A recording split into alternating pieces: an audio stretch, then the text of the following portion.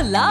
Your dream vacation to Vietnam starts from rupees 39,999 only with GT Holidays, South India's #1 travel brand. திரும்ப பார்க்கும்போது வேட்டையனும் கங்குவாவும் ஒரே டைம்ல வரப்போகுதுங்கிறது கிட்டத்தட்ட கன்ஃபார்மா சொல்றாங்க. ஒரு யோசனை போயிட்டு இருக்குன்னு சொல்றாங்க. ஆனா அதுக்கு முன்னாடி இன்னைக்கு சூர்யா ரசிகர்கள் எல்லாம் போயிட்டு ரஜினி ரசிகர்கள் நீங்களாம் அவ்வளவு பெரிய ஆளா அப்படின்னு கேட்கறது, அவங்க திரும்ப கேட்கறது, இதை எப்படி சார் பாக்குறீங்க? ஒரு அந்த கம்பேரிசன் எப்படி பாக்குறீங்க? அதுதான் ஒரு பெரிய விஷயம். அமிதாப் பச்சன் ஹீரோ கிடையாது, இன்னைக்கு வேற ரோல் பண்றாரு. அப்படிங்கும்போது அவரை இந்த கம்பேர் பண்றதே தப்பு. இந்த ரெண்டு படம் வருது அப்படிங்கிறது வந்து எப்படின்னா, முதல்ல பிளான் பண்ணது கங்குவா. அவங்க ஆல்மோஸ்ட் எல்லாரும் ஆனால் ஆல்ரெடி கங்குவா நீங்கள் சொல்கிற மாதிரி பார்க்கும்போது ரொம்ப காலம் தள்ளி தானே சார் போச்சு. இந்த படம் வருது அந்த படம் வருதுன்னு ஏன் இவ்வளோ பயப்படுறாங்க? வேட்டையன் வர்றதுக்கு பல காரணம் இருக்குது. ஒன்று வந்து லைக்காவுடைய ரிலீஸ் பண்ணி ஆகக்கூடிய கட்டாயத்தில் அவங்க இருக்கிறாங்க. ஃபினான்ஷியலாக அதை பண்ணி ஆகணும். ஏன்னா ரெண்டு பெரிய படம் கையில் வச்சிருக்காங்க. அப்படிங்கும்போது இந்த படத்தை முதல்ல ரிலீஸ் பண்ணால் தான் கொஞ்சமாவது மணி ஃப்ளோட்டிங் ஆகும். அப்புறம் ரஜினிகாந்த் அவர்களுக்கு அது சென்டிமெண்ட்டாக அந்த டேட் இருக்குது அப்படிங்கிறாங்க. அதெல்லாம் சேர்த்து தான் அந்த படத்தை ரிலீஸ் பண்ணுறாங்க. இப்போ ரஜினி கமல் தான் வந்து நம்ம எப்பவுமே கம்பேரிசன் பேசுவோம். ஆனால் கமல் படம் வரும்போது இந்த பயமோ இந்த பதட்டமோ இவர் வரும்போது இந்த படம் வருதுன்ற அந்த விஷயமே யாரும் யோசிக்கிறது கிடையாது, படத்தை விட்டுறாங்க. ஆனால் ரஜினி படம் நான் மட்டும் ஏன் இவ்வளோ யோசிக்கிறாங்கன்றது ஒரு விஷயம் கிடையாது. இன்னைக்கு உள்ள சூழ்நிலை அப்படி. கமலுமே வந்து விக்ரம் படத்தை அதிக ஸ்கிரீன் போனோம். அப்போ ஆப்போசிட் என்ன படம் வந்துச்சு? இன்னைக்கு வந்து ஆர்டிஸ்ட்டுக்கு வேல்யூ கிடையாது, தியேட்டர் தான் இன்னைக்கு பிரச்சனையா இருக்கு. வேட்டையனுக்கு பெரிய அளவில் வந்துட்டு ஜெயலலிதா படத்துக்கு எப்படி ஒரு அமைதியாக இருந்துச்சோ அதே மாதிரி தான் இப்போ இருக்குது. ஒரு சின்ன போஸ்ட் மட்டும் தான் வந்துச்சுன்னு நினைக்கிறேன். ஐபிஎஸ் ஆஃபீஸராக வராரு அப்படின்ற மாதிரி போஸ்டர். ஆனால் அந்த கண்ணாடியை மட்டும் கழட்டவே இல்லை. அதுக்கு முன்னாடி ஏதோ கதை இருக்கும் அப்படின்ற மாதிரி இருக்குது. இல்லை, இதுதான் ஒரு பெரிய ஒரு டிஃப்ரெண்ட். இவர் வேற ஒரு ஜோனர்லேருந்து படம் பண்ணிட்டு வர்றாரு. இவர் ஆல்ரெடி ஒரு கிளாஸான ஒரு சூப்பர் ஸ்டாரான ஒரு ஆர்டிஸ்ட். ரெண்டு பேரும் வேற டைரக்ஷன்ல இருந்து ரெண்டு பேரும் சேர்றாங்க. அப்போ எப்படி வரும் ஸ்க்ரீனில் அப்படிங்கிற ஒரு பெரிய எதிர்பார்ப்பு இருக்குது. அந்த எக்ஸ்பெக்டேஷனை ஓப்பன் பண்ணிடக்கூடாதுங்கிறதுல தயாரிப்பு ரொம்ப தெளிவாக இருக்காங்க. யார் பெரிய படமாக இருந்தாலும் சரி, இப்போ கோட்டு கூட பார்த்தீங்கன்னா மலேசியா, சிங்கப்பூர் எல்லா இடத்துலையுமே ப்ரமோஷன் பண்ண ஆரம்பிச்சிட்டாங்கன்னு சொல்கிறாங்க. ஆனால் ஜெயிலர் படத்துக்கு எந்த ப்ரமோஷனுமே பண்ணலை. ஒரே ஒரு ஆடியோ லான்ச்சு, அதில் வந்து ரஜினிகாந்த் பேசினா அது கதை, அவ்வளோதான்.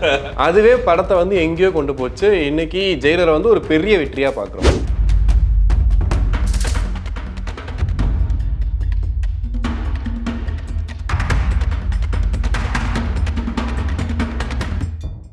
உலகெங்கும் வாழக்கூடிய ஆகாயம் தமிழ் நெஞ்சங்களுக்கு கிறிஸ்டியின் அன்பு வணக்கம். இன்று நம்மோடு சினிமா மற்றும் அரசியல் விமர்சகர் சுபேர் அணிஞ்சிருக்காரு. வணக்கம் சார். வணக்கம். எப்படி இருக்கீங்க சார்? நல்லா இருக்கேன். அதாவது ரஜினி கூட யாருமே மோதக்கூடாது, அவர் படம் வரும்போது எல்லாரும் ஒரு வாரம் 2 வாரம் கேப் விட்டு மோதலாம் அப்படின்றது தான் இவ்வளோ நாள் நம்ம பார்த்துட்டு இருந்தோம். ரீசெண்டாக, ரொம்ப ரீசெண்டாக சொல்ல முடியாது, கொஞ்சம் காலத்துக்கு முன்னாடி வந்து விஸ்வாசமும் பேட்டையும் ஒன்றா இருக்கும்போது என்ன ஆச்சுன்னு பார்த்தோம். இது ஒரு படம், இது ஒரு வியாபாரம் அப்படிங்கிறத தாண்டி அஜித் ரசிகர்கள் ரஜினி ரசிகர்கள் மோத ஆரம்பிச்சிட்டாங்க. தேட்டர்லேயே வந்து பேனர் கிளிக்கிற மாதிரி பிரச்சனைலாம் நடந்துச்சு. அதே மாதிரி இப்போ திரும்ப பார்க்கும்போது வேட்டையனும் கங்குவாவும் ஒரே டைமில் வரப்போகுதுங்கிறது கிட்டத்தட்ட கன்ஃபார்மாக சொல்கிறாங்க. ஒரு யோசனை போயிட்டு இருக்குன்னு சொல்கிறாங்க. ஆனால் அதுக்கு முன்னாடி இன்னைக்கு சூர்யா ரசிகர்கள்லாம் போயிட்டு ரஜினி ரசிகர்கள் நீங்களாம் அவ்வளோ பெரிய ஆளா அப்படின்னு கேட்கறது, அவங்க திரும்ப கேட்கறது, இதை எப்படி சார் பார்க்குறீங்க? ஒரு அந்த கம்பேரிசன் எப்படி பார்க்குறீங்க? முதல்ல இந்த கம்பேரிசனே தப்புன்னு நான் சொல்கிறேன். ரஜினிகாந்தனுடைய வளர்ச்சி வந்து வேறு. இன்னைக்கு அவர் வந்து 70 வயசில் இன்னைக்கு வந்து ஒரு 1000 கோடி பிஸ்னஸ் பண்ணுறாரு, ஒரு 300 கோடி சம்பளம் வாங்குறாரு, ஆக்டிவாக இருக்கிறாருன்னு ஒரு பெரிய கூட்டம் இருக்குது. அப்படின்னு இவங்க எல்லாருமே அவருக்கு ஜூனியர் தான். அந்த சீனியாரிட்டி அடிப்படையிலும் சரி, சீனியாரிட்டினா வயசானவன்ற மாதிரி அந்த கேட்டகரி கிடையாது. பிஸ்னஸ் சொல்கிறேன்.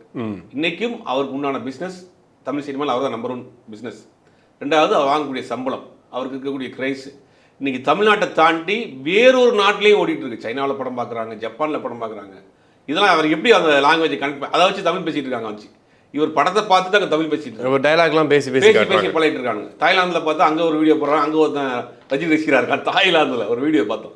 இப்படி நான் எல்லைகள் கடந்து அவருடைய புகழ் விரிஞ்சிருக்கு. கிட்டத்தட்ட ஒரு 50 வருஷமாக இன்றைக்கி தமிழ் சினிமாவில் கொடி கட்டி பிறந்தது. அமிதாப் பச்சனை கம்பேர் பண்ணுறப்ப அமிதாப் பச்சன் கூட ஒன்றும் ஹீரோ இல்லை, வேற கேட்டகரி போட்டார். இவர் ஒன்றும் ஹீரோ, அதுதான் பெரிய விஷயம். 77 வயசுல ஹீரோ, அதுதான் ஒரு பெரிய விஷயம். அமிதாப் பச்சன் ஹீரோ கிடையாது, இன்னைக்கு வேற ரோல் பண்ணுறாரு. அப்படிங்கும்போது அவரை இந்த கம்பேர் பண்ணுறதே தப்பு. இந்த ரெண்டு படம் வருது அப்படிங்கிறது வந்து எப்படின்னா, முதல்ல பிளான் பண்ணது கங்குவா. அவங்க ஆல்மோஸ்ட் எல்லா லாங்குவேஜ் ரிலீஸ் பண்ணுறதுக்கு பிளான் பண்ணாங்க. அதுக்கு பிறகு இந்த படம் சில காரணங்களால் வர வேண்டிய கட்டாயத்துக்கு தள்ளப்படுது, வருது.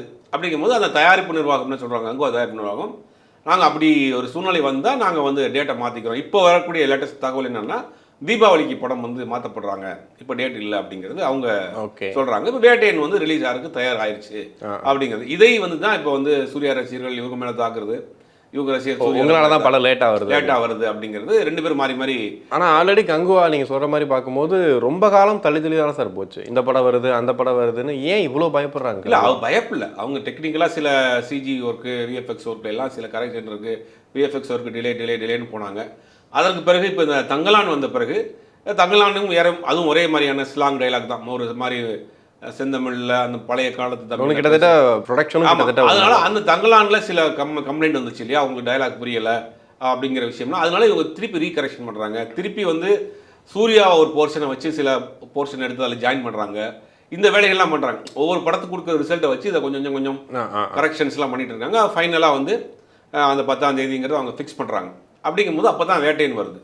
வேட்டையன் வர்றதுக்கு பல காரணம் இருக்குது. ஒன்று வந்து லைக்காவுடைய ரிலீஸ் பண்ணி ஆகக்கூடிய கட்டாயத்தில் அவங்க இருக்கிறாங்க. ஃபினான்ஷியலாக அதை பண்ணி ஆகணும். ஏன்னா 2 பெரிய படம் கையில் வச்சுருக்காங்க. அப்படிங்கும்போது இந்த படத்தை முதல்ல ரிலீஸ் பண்ணால் தான் கொஞ்சமாவது மணி ஃப்ளோட்டிங் ஆகும். அப்புறம் ரஜினிகாந்த் அவர்களுக்கு அது ஒரு சென்டிமெண்ட்டாக அந்த டேட் இருக்குது அப்படிங்கிறாங்க. அதெல்லாம் சேர்த்து தான் அந்த படத்தை ரிலீஸ் பண்ணுறாங்க.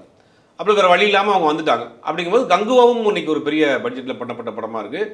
நிறையா ஸ்க்ரீனில் போட்டால் தான் அவங்க போட்ட காசை எடுக்க முடியும். அப்படிங்கும்போது அது 2 ஒரே கிளாஸ் ஆகிறப்ப 2 படத்துக்குமே அது வந்து ஒரு சிக்கலை கொண்டு விட்டுரும். அதனால ஸ்க்ரீன்ஸ் கிடைக்காது. ஆமாம், ஸ்க்ரீன்ஸ் கிடைக்காது. இதுவுமே வந்து உங்களுக்கு பேன் இண்டியா மூவியாக தான் பண்ணுறாங்க. ஓகே, இதுவும் வந்து அதர் லாங்குவேஜ் போகும்னு வச்சுங்களேன். 2ம் பேன் இண்டியா மூவியாக போய் நிற்கிறப்ப வேறு இதில் வந்து இன்றைக்கி பிரச்சனை வந்து. பட் அந்த பிரச்சனை இன்னும் இருக்கா சார்? ஏன்னா இன்றைக்கி ஒரு பெரிய ஹீரோ படம்னு யாரும் பார்க்குறது கிடையாது. படம் நல்லா இருந்தால் படத்தை பார்க்குறாங்க. இல்லை அந்த எவ்வளோ பெரிய படமாக இருந்தாலும் அந்த படம் தோல்வியாக தான் ஆகுது. கொஞ்சம் காலத்துக்கு முன்னாடி நம்ம பிகிலும் கைதியும் ஆகும்போது அதான் சொன்னோம். பிகில் எவ்வளோ பெரிய படம், கைதி அந்த டைமில் விடுறாங்களே, இதெல்லாம் சரியாக இருக்குமா அப்படின்னு. கடைசியில் பார்க்கும்போது பிகிலை விட கைதி வந்து பயங்கரமாக ஹிட் ஆச்சு. ஸோ அந்த மாதிரி ஆகிறதுக்கு வாய்ப்பு இருக்குல்ல. இன்றைக்கி வந்து பட்ஜெட் பார்த்தீங்கன்னா மினிமம் 300 கோடி, அதிகபட்சம் 500 கோடி வரைக்கும் போகுது. ப்ரொடக்ஷன் காஸ்ட் அண்ட் டிஸ்ட்ரிபியூஷன் செலவு வரைக்கும் போட்ட அமௌண்ட் வரைக்கும் 500 கோடி, ப்ரமோஷன் வரைக்கும் காசு 500 கோடி ரூபா வந்துன்னு வச்சுங்களேன். வர சொல்கிறேன் மொத்த டேர்ன் ஓவர். அப்படிங்கும் போது அவ்வளோ பணத்தை போட்டு இன்றைக்கி படம் வந்து அதிகபட்சமாக 3 நாள் 4 நாள் தான் படம் ஓடுது. அப்போ இந்த 3 நாள் 4 நாளில் நீங்கள் போட்ட காசை எடுக்கணும். அப்போ அதிகப்படியான ஸ்க்ரீனில் வந்து நீங்கள் போட்டால் தான் அந்த காசை எடுக்க முடியும். சிம்பிள் லாஜிக்கு தான். இப்போ 650 ஸ்க்ரீன் இருக்குது அப்படின்னா அதிகபட்சமாக ஒரு 1000 ஸ்க்ரீன் வரைக்கும் போடுவாங்க. அந்த ஓப்பனிங்கே நம்ம காசு கொஞ்சம். ஆமாம், அந்த 3 நாளுக்குள்ளே இருக்கக்கூடிய அந்த ஒரு கிரேஸை வச்சு போட்ட பணத்தை எடுத்துடணும் அப்படிங்கிறது தான் எல்லாருமே. இப்போ கோட் படம்னா கிட்டத்தட்ட ஒரு 650-700 ஸ்க்ரீன் மேலே போட போகிறாங்க. ஆல்மோஸ்ட் நீங்கள் என்ன சொல்கிறாங்கன்னா அந்த 3 நாளைக்கு தமிழ்நாட்டில் எல்லா தியேட்டர்லேயும் கோட் படம் தான் ஓட போகுது அப்படிங்கிற ஒரு பிளான் வச்சுருக்காங்க. ஏன்னா போட்ட காசு அவங்க எடுக்கணும். 400 கோடி 450 கோடிக்கு மேலே ஒரு இன்வெஸ்ட் பண்ணியிருக்காங்க. அப்படிங்கும்போது அந்த காசு எடுக்கிறதுக்கு அது 3 நாள் தான். அப்படிங்கும்போது ஸ்க்ரீனை ஷேர் பண்ணிக்கிட்டிங்கன்னா 2 படத்துக்குமே பாதிப்பு. இதுவும் பெரிய படம், இதுவும் பெரிய படம். அப்படிங்கும்போது யார் 2 பேருமே பாதிக்கப்பட்டால் அடுத்தடுத்து அவன் தயாரிப்பு நிறுவனம் என்ன பண்ணுவாங்க? அது மொத்தமாக சினிமாவுக்கு அது ஒரு 3 நாள் அந்த படத்தை ஓடட்டும், ஒரு 10 நாள் கழிச்சு அந்த படத்தை ரிலீஸ் பண்ணலாம். 10 நாளுக்குள்ளே மேக்ஸிமம் நீங்கள் எல்லாமே முடிஞ்சிருது.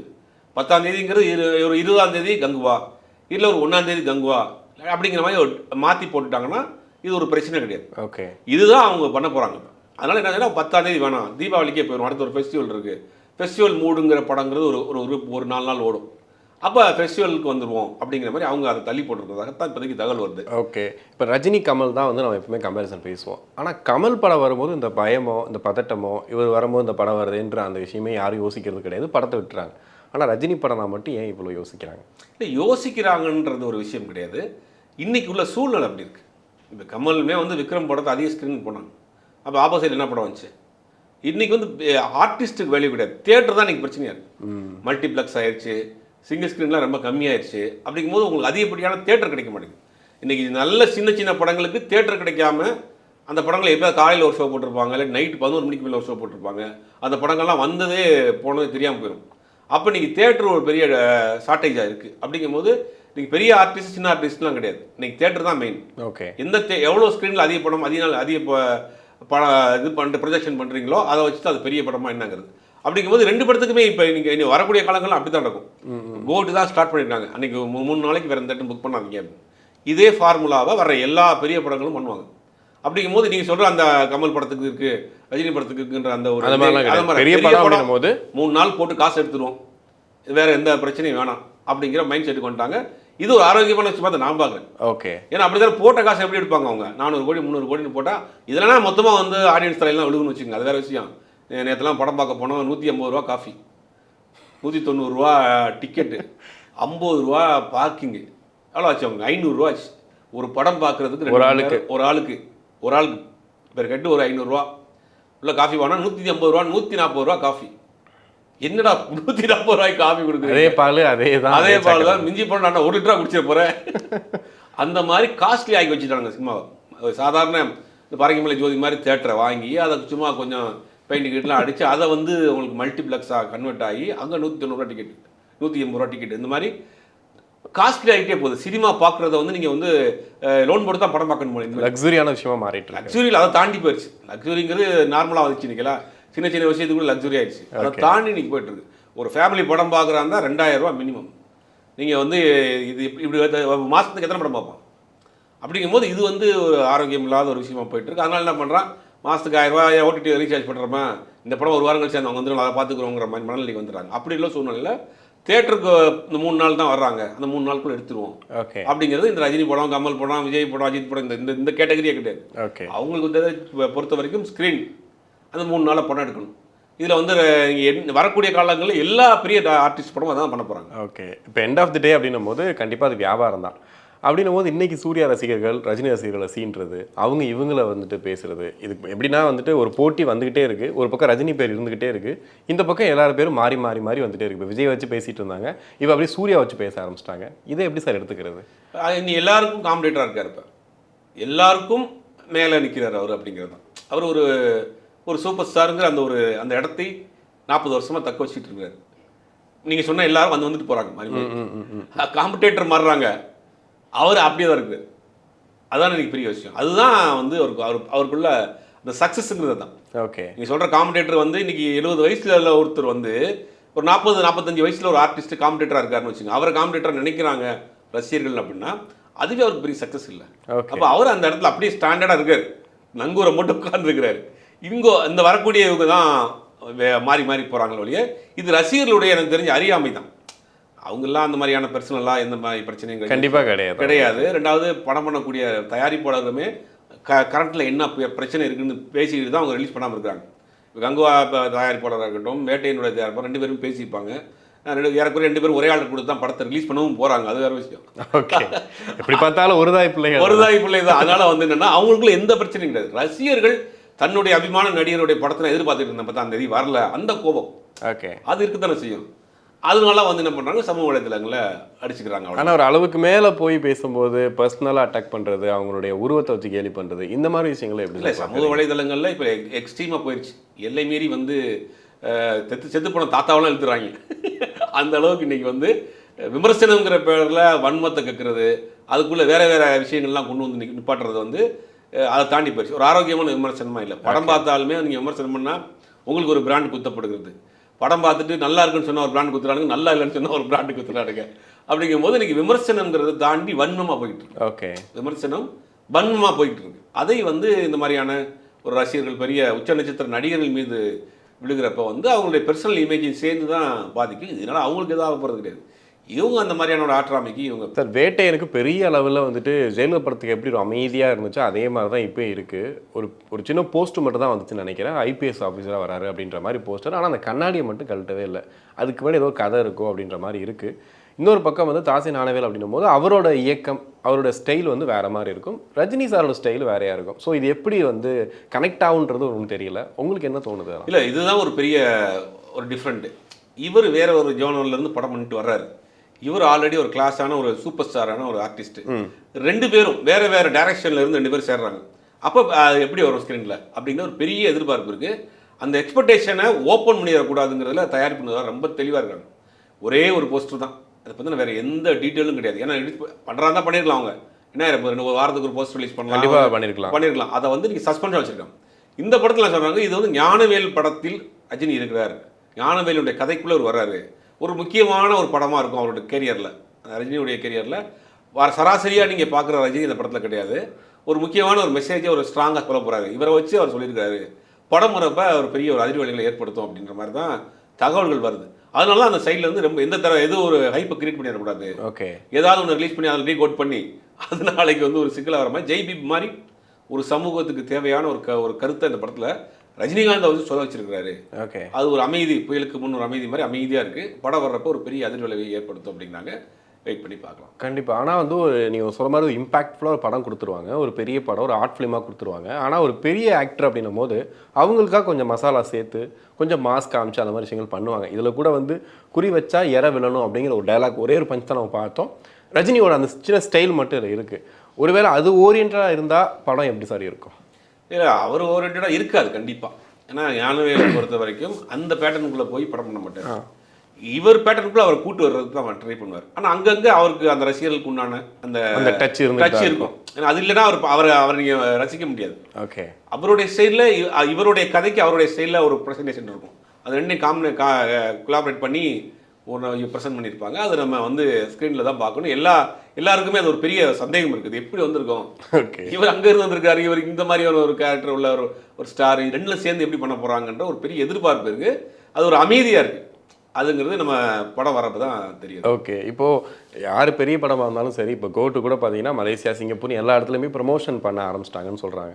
ஆனால் ஜெயிலர் படத்துக்கு எந்த ப்ரமோஷனுமே பண்ணலை. ஒரே ஒரு ஆடியோ லான்ச்சு, அதில் வந்து ரஜினிகாந்த் பேசினா அது கதை, அவ்வளோதான். அதுவே படத்தை வந்து எங்கேயோ கொண்டு போச்சு. இன்னைக்கு ஜெயிலரை வந்து ஒரு பெரிய வெற்றியாக பார்க்குறோம். அதே மாதிரி இதுக்கும் வேட்டையனுக்கும் எந்த ஒரு ப்ரமோஷனும் இப்போ வரைக்கும் பண்ணலை. செப்டம்பர் 20 வந்து ஆடியோ லான்ச் வைக்கிறதா ஒரு பிளான் பண்ணிக்கிறதா சொல்கிறாங்க. ஸோ அதே மாதிரி தான் இதுவும் இருக்குமா சார்? இந்த மாதிரி தான் ஒரு ஆடியோ லான்ச் போதும் அப்படின்னு நினைக்கிறாரு ரஜினி? இல்லை, அதுலேருந்து ஆரம்பிப்பாங்க. செப்டம்பர் 20 ஆரம்பிக்கப்பட்டது. அதாவது கொளுத்தி போடுவார், கண்டிப்பாக இருக்கும். அதான் வாழ்த்து சொல்லிட்டாரு சார். அதனால விஜய்க்கு வாழ்த்துக்கள், தலைவர் விஜய்க்கு வாழ்த்துக்கள் சொல்லுங்க. அதுலேருந்து ஆரம்பிக்கும். அதுலேருந்து ஆரம்பிச்சு அப்படியே போகும். அதில் டைரக்டர் பேசுறதுமே அதில் ஒரு கான்ட்ரவர்சியாக இருக்கும்னு நினைக்கிறேன். டைரக்டரும் அதில் பேசுவார். ஏன்னா அது கதையை பற்றி அதுக்குள்ள இருக்க சில விஷயங்கள் ஏதாவது ஒன்று ஓப்பன் பண்ணுவாங்க. ஏன்னா ஒரு இன்ட்ரெஸ்ட் வேணும்ல. கண்டிப்பாக அரசியல் ஏதாவது ஒன்று ஓப்பன் பண்ணுவாங்க. அந்த ஆடியோ லான்ச்லேருந்து இந்த படத்துக்கு உண்டான ப்ரமோஷன் ஸ்டார்ட் அப்படின்ற மாதிரி போயிடும். அப்படி வரிசையாக பண்ண ஆரம்பிப்பாங்க. ஓகே, இப்போ ஆல்ரெடி பேச ஆரம்பிச்சிட்டாங்க. விஜய் சார் சொன்னார், இந்த அரசியலுக்கு வந்துட்டார், கொடிலாம் ஆரம்பிச்சிட்டாரு. நீங்கள் ஏன் சார் வந்துட்டு வரேன்னு சொல்லிட்டு வராமல் போயிட்டீங்கன்னா இந்த ஒரு இது வந்துகிட்டே இருக்குது. இதை எப்படி சார் பார்க்குறீங்க? இல்லை, 96 வந்து அவர் ஊம்னா சிஎம், அவர் தான் சிஎம். ஆல்மோஸ்ட் வந்து அவர் வீட்டில் மீட்டிங் நடக்குது. கலைஞர் தரப்புலேருந்து சோ இருக்கிறாரு, மூப்பனார் இருக்கிறாரு. ஒரு பெரிய ஒரு மீட்டிங் நடக்குது. ஒட்டுமொத்த சேனல் வந்து அங்கே தான் நிற்கிது. அவர் வந்து என்ன சொல்ல போகிறாரு, அவர் சொல்லிட்டாருன்னா அவர் கேண்டிடேட், அவர் சிஎம், டெஃபினட்டாக சிஎம். அன்னைக்கு தமிழ்நாட்டினுடைய மனநிலை அப்படி இருந்துச்சு. ஒட்டுமொத்தமாக டிவியில் உட்காந்து எல்லாம் பார்த்துட்டு இருக்காங்க. வெளியில் வந்து சோவும் என் மூப்பனார் அவர்னு சொல்கிறாங்க. இந்த மாதிரி அவர் நேரடியாக அரசியலுக்கு வர்றதுக்கு விருப்பமில்ல, அவர் நிற்கிறாரு. இந்த கூட்டணிக்கு ஆதரவு கொடுக்குறாரு. கூட்டணிக்கு வந்து ஒரே ஒரு இடத்துல தான் பேசினார், இவர்கள் மீண்டும் ஆட்சிக்கு வந்து தமிழ்நாட்டை ஆண்டவனாலையும் காப்பாற்ற முடியாது, முடிஞ்சு கதை. Wash out. அந்த இதில் வந்து அதிமுக வாஷ் அவுட். அப்போ அந்த அளவுக்கு ஒரு பவர்ஃபுல்லாக இருந்தார். அன்னைக்கு அவர் நினைச்சிருந்தாலும் அரசியல் வந்துடலாம். அவருக்கு ஒரு சின்ன தடுமாற்றம் இருக்குது, தயக்கம் இருக்குது. அது என்னமோ தெரியல அவருக்கு. ஆரம்பத்துலேருந்து வாய்ப்புகள் இன்றைக்கி வந்து பலரும் முதலமைச்சராக முயற்சி பண்ணுறாங்க, ஆசைப்படுறாங்க, அதுக்கு உண்டான வேலைகள் செய்கிறாங்க. அப்படிங்கும்போது அவருக்கு அப்படியே தங்கத்தட்டில் வச்சு வந்து நின்றுச்சு. ஆனால் அதை வந்து அவர் ஏற்றுக்கல அன்றைக்கி. அது ஏதோ ஒரு விஷயம் அப்போ இருந்தே அவருக்கு ஒரு சின்ன ஒரு தடுமாற்றம் இருக்குது, ஒரு தயக்கம் இருக்குது. அதனால் வரல. இனி அதனால் அதுக்கு போய் ஆரம்பித்தார். அந்த தடுமாற்றம் அது கண்டினியூ ஆகிட்டே போகுது. நீங்கள் ராஜாதி ராஜா படத்துலேயே வச்சுருப்பார், எனக்கு கட்சி வேணாம், கொடி வேணான்னு. அதுக்கு ஒரு முத்தில் சொல்லியிருப்பார். வரிசையாக ஒரு படத்துலேயே அங்கங்கே அந்த பொலிட்டிக்கல் பஞ்ச் இருந்துகிட்டே இருக்கும். அது படத்துக்கு பெரிய அளவில் ஒரு கைப்பை கொடுத்துக்கிட்டே இருந்துச்சு. ரெண்டாவது இப்போ கடைசி 2021 கட்சி ஆரம்பிக்க மாதிரி போகிறோம் அப்படிங்கிற மாதிரி எல்லாம் முன்னாடி நிர்வாகிகள்லாம் போட்டாங்க. அது வேலையெல்லாம் நடந்துச்சு. அப்பையும் ஒரு தடக்கம், ஒரு தயக்கம், ஒரு தடுமாற்றம். அதில் இது வந்து என்ன சொல்கிறேன்னா 96 ஆரம்பித்த ஒரு தயக்கம் இன்னைக்கு வரைக்கும் அரசியல் ரீதியில் அவருக்கு ஒரு சின்ன ஒரு தயக்கம் இருக்குது. அவரே ஒரு மேடையில் சொல்லியிருந்தார், இந்த பக்கம் அதிமுக, இந்த பக்கம் திமுகன்னு ரெண்டு பழம்பெரும் கட்சியாக இருக்குது. ரஜினிகாந்த் சொன்ன வார்த்தை இது, 2 கட்சியும் 2 பழம்பொருந்திய கட்சி. இதுக்கிடையில் நான் வந்து நம்ம வந்து அவர் அரசியல் கட்சி ஆரம்பிக்க மாட்டேன்னு சொன்ன பிறகு பேசுகிற பேச்சு. ஓகே, அவர் மேடையில் பேசுகிறார், இந்த மாதிரி திமுகங்கிற ஒரு பலம் வாய்ந்த கட்சி, அதிமுக ஆட்சியை தக்க வச்சுக்காருன்னு அவங்க போராடுறாங்க. 10 வருஷம் ஆட்சி இல்லைன்னு சொல்லி திமுக பயங்கர அக்ரெசிவாக இருக்கிறாங்க. அந்த 2 கட்சியும் சேர்ந்து நம்ம மோத முடியாது. அப்படிங்கிறதுனால இந்த முறை வந்து விளையிற அப்படிங்கிற மாதிரி கட்சியில் இந்த போட்டியிடலைங்கிறத சொல்கிறார். இது மற்ற நடிகர்களும் புரிஞ்சுக்கணும். நான் ஏன் சொல்கிறேன்னா இந்த சம்பவத்தை புரியுது, நீங்கள் யாரை சொல்கிறீங்க, இந்த சம்பவத்தை ஏன் சொல்கிறேன்னா, ரஜினிகாந்த் மாதிரியான ஒரு உச்ச நட்சத்திர நடிகர், அவ்வளோ பெரிய பேக்ரவுண்ட் இருந்துச்சு. அன்றைக்கி 96 அவர் நினச்சிருந்தா சிஎம் ஆகிருக்கலாம். அப்படிப்பட்டவரே தயங்குறார். 2 கட்சியில் 50 வருஷமாக அன்றைக்கி ஸ்ட்ராங்காக இருக்காங்கன்னா கொள்கை ரீதியாக போய் நீ சேர்ந்துருக்கு. இன்றைக்கி எந்த கிராமத்தில், அன்றைக்கி நான் ஒரு மலை கிராமத்துக்கு ஒன்று போகிறாங்க, அந்த ஊரில் மொத்தம் 10-15 வீடு தான் இருக்கும். ஒரு டீ கடை இருக்குது, 2 டீ கடை இருக்குது. இந்த பக்கம் ஒரு டீ கடை, இந்த ஒரு டீ கடை. ஒரு டீ கடையில் ஏடிஎம்கே கொடி ஓடுது கட்டியிருக்காங்க. ஒரு டீ கடையில் டிஎம்கே கொடி கட்டியிருக்காங்க. ஒரு 50 வீடு இருக்கும் அதிகபட்சமாக. அந்த வீட்டுக்கு அந்த அந்த கிராமத்தில் 2 கட்சியும் இருக்குது. அப்போ எக்ஸ்ட்ரீமாக போய் அங்கே அந்த அந்த மலை கிராமத்துக்கு உள்ள வரைக்கும் இந்த கட்சிகள் 50 வருஷமாக போய் சேர்ந்துருக்கு. பார்த்தீங்கன்னா அங்கே இருக்கிற அவங்க பார்த்தீங்கன்னா அங்கே பழைய கலைஞர் டிவின்னு அந்த பழைய டிவி ஒன்று ஓடுது. இந்த பக்கம்னா இந்த வீட்டில் ஒரு பொண்ணு வந்து லேப்டாப் யூஸ் பண்ணிகிட்டு இருக்கு. அப்போ அந்த ஸ்கீம் அந்த திட்டங்கள் வந்து மலையில் இருக்க கிராமங்களுக்கு போய் சேர்ந்துருக்கு. அங்கேயும் 2 கட்சிக்காரன் இருக்கிறான் அப்படிங்கிறது ரொம்ப ஸ்ட்ராங்காக வேறுண்டி போய் நிற்குது. நீங்கள் அவ்வளோ சீக்கிரத்தில் திமுகவை இங்கே அழிச்சிட்டுலாம் வந்துட முடியாது. அதுக்கு பல கட்சிகள் முயற்சி பண்ணிக்கிட்டு இருக்கிறாங்க. இதெல்லாம் ஏன் சொல்கிறேன்னா ரஜினிகாந்த் அவர்கள் ஏன் வரலன்னா இதெல்லாம் அவருக்கு ரியாலிட்டி தெரியும். ஓகே, ரியாலிட்டி தெரிஞ்சு அதனால் வேணானார். 96 அவருக்கு இப்போ ஈஸியாக இருந்துச்சு. இந்த திமுக ஆதரவு கொடுத்துச்சு, தமாக ஆதரவு கொடுத்து ஷோ வந்து பின்னாடி இருந்தார். அப்படிங்கும்போது அந்த வாய்ப்பே அவர் வேணான்ட்டார். அந்த வாய்ப்பே அவர் வந்து ஒரு தடுமாற்றத்தில் வேணான்ட்டார். இன்றைக்கி ரியாலிட்டி தெரிஞ்சதுனால அவர் அரசியல் வேணான்னு ஒதுங்கி. ஓகே, கண்டிப்பாக சார். நிறைய விஷயங்கள் பேசணும். ஒரு நேரத்துக்கு நன்றி. Hola! Your dream vacation to Turkey starts from rupees 79,999 only with GT Holidays, South India's #1 travel brand.